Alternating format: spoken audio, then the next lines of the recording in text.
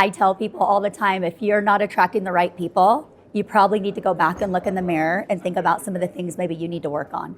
And that is the best constructive criticism you can give to somebody, because it'll make them a better leader. What I've always taught my people as of later now, because I've learned it, is that leadership is influence. It's not a title, and it's not dictatorship. People will follow you because they see what you're doing and they're attracted to that.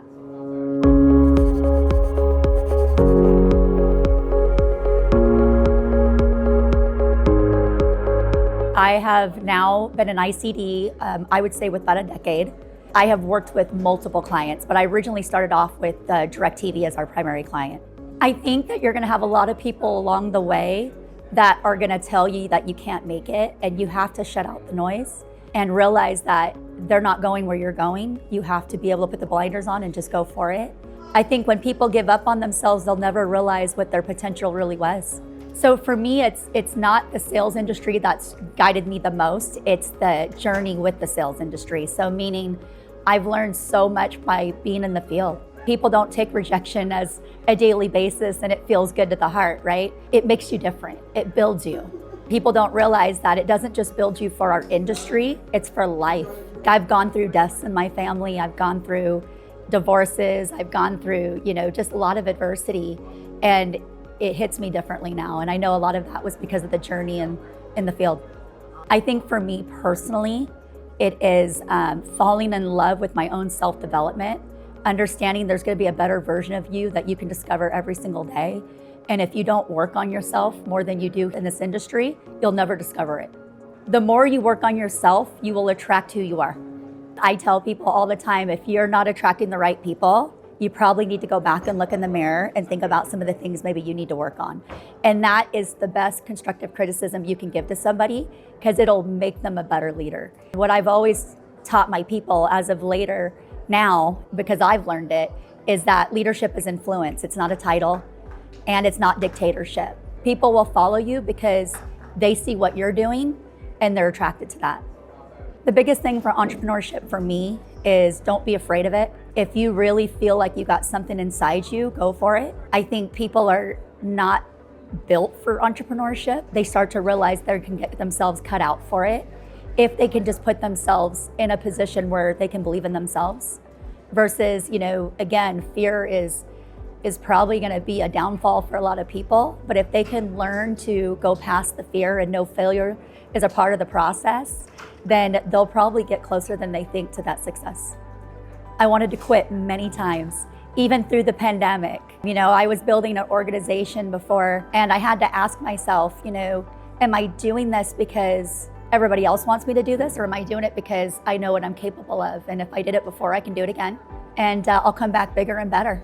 So what's kept me going the most is belief. Your biggest person that's gonna be the person that's gonna bring you down the most is yourself. There's a book that I recommend to every single person that starts in my company. It's What to Say When You Talk to Yourself by Shad Homestetter. One of the best books I've ever read about self-talk, and our programming is everything. And the minute I started to understand that I had the opportunity to change the programming was when things started to change around me.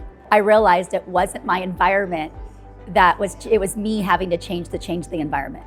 My guys started reading it and it changed everything. And it's not even just about them doing this industry, it's life.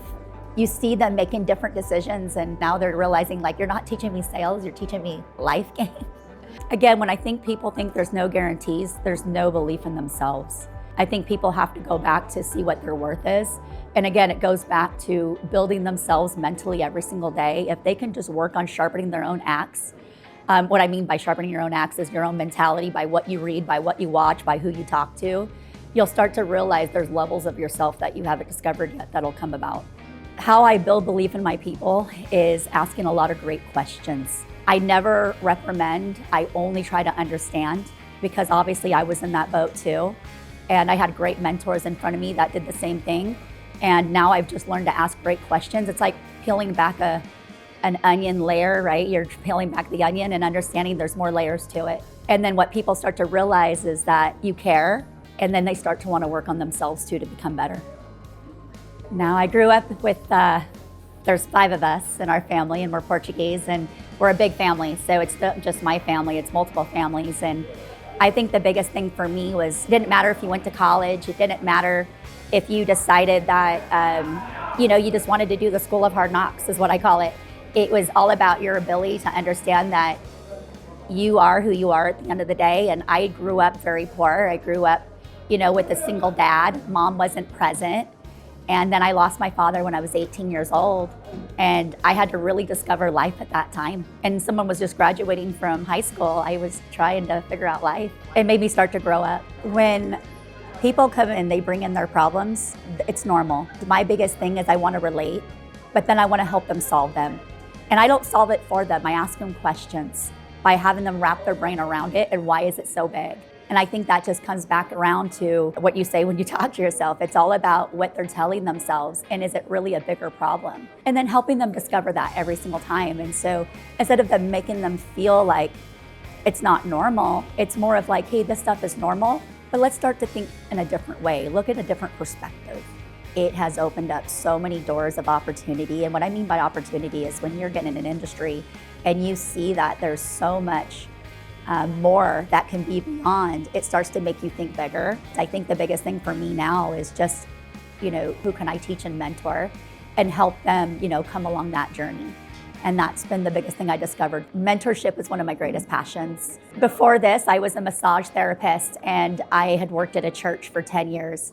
And I was mentoring at the time teenagers. I did a lot of that for the longest time. I started to realize that mentorship it should be a constant thing, because now we have a younger generation, and a lot of them haven't been taught any of that stuff. They thank you because they're like, man, you're not just teaching me, here in the industry, you're teaching me life skills, and you're teaching me to want to be better for my spouse or my girlfriend or boyfriend, or you just want me to be better. And that's a belief thing. I think when you're mentoring people, you really got to show them that you believe that they can believe in themselves too.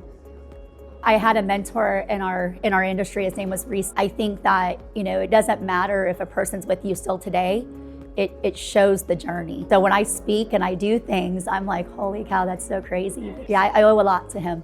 I think for me, and just in general, I think it's all about loving the person regardless of where their journey is going. That is something I've learned. I have so many business partnerships, and what I mean by that is just colleagues that I've left, and to this day, we're still in touch with each other.